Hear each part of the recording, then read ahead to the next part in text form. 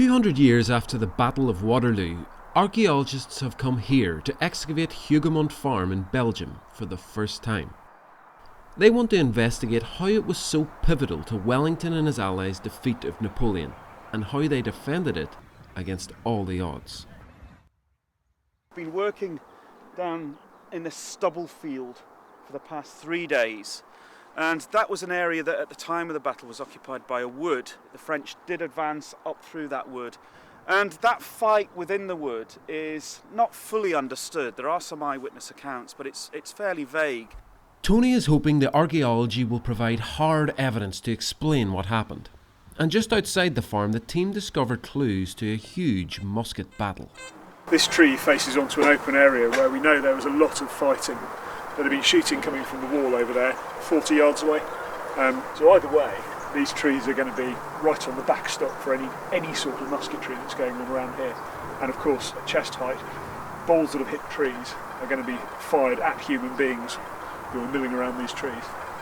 It's pretty remarkable that 200 years later it's all still here. Wellington had just 1,200 men defending the farm, and Napoleon sent 4,000 to seize it. The team soon find further evidence of a large-scale assault by the French. By the wall, picking up multiple targets. They look like French musket balls, all concentrated within probably a foot square. I've picked up 4. One of them, if you can see, if I don't drop it, is embedded. It's still got brick dust on it.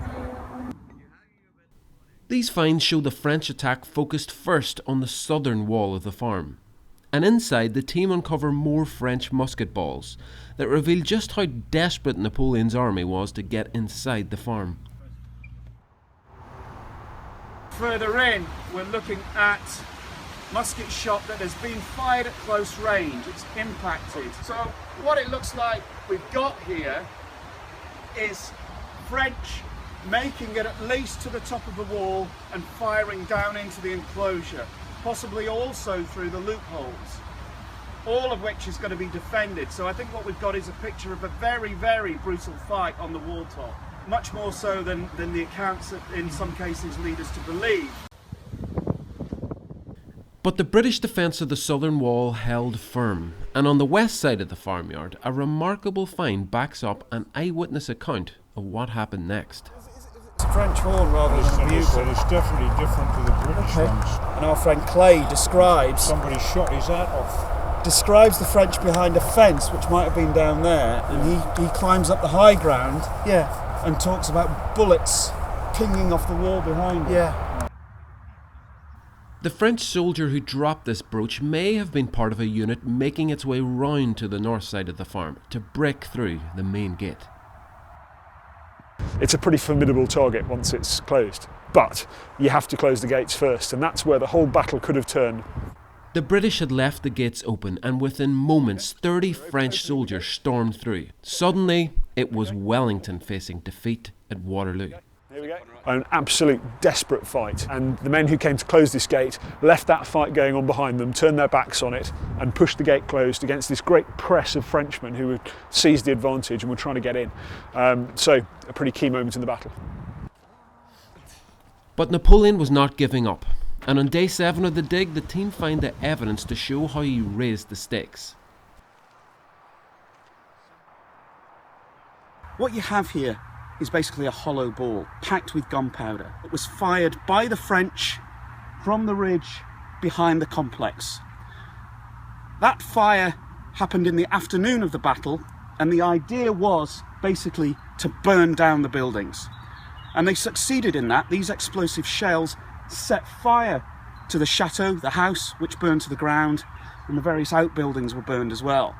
And so from this, on the face of it, fairly unexciting lump of rust, we've added another piece to the jigsaw that is the Battle of Waterloo.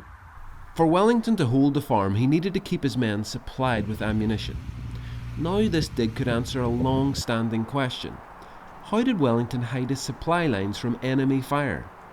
The clues are in a trench dug on a sunken road at the back of the farm. I think that is the 1815 surface. What makes you think it's 1815? The pottery and the queen that came out happened since. This new archaeology shows the road's surface was once several feet lower than it is today, which could explain how Wellington was able to get his supply wagons safely into the farm. If you've actually got quite an enclosed hedge line and you've got literally almost a tunnel, then that would have given him so much better cover. And although it was still bare feet to get horse and wagon down here under French attack and then to get it across to the gate and into Hougoumont Farm, it does actually, to me, give me a better picture of what the surroundings must have been like. Wellington himself called Waterloo the nearest run thing you ever saw in your life. Now this dig could have revealed the secret advantage that tipped the battle in his favour, helping Wellington hold Hougoumont Farm and win the Battle of Waterloo.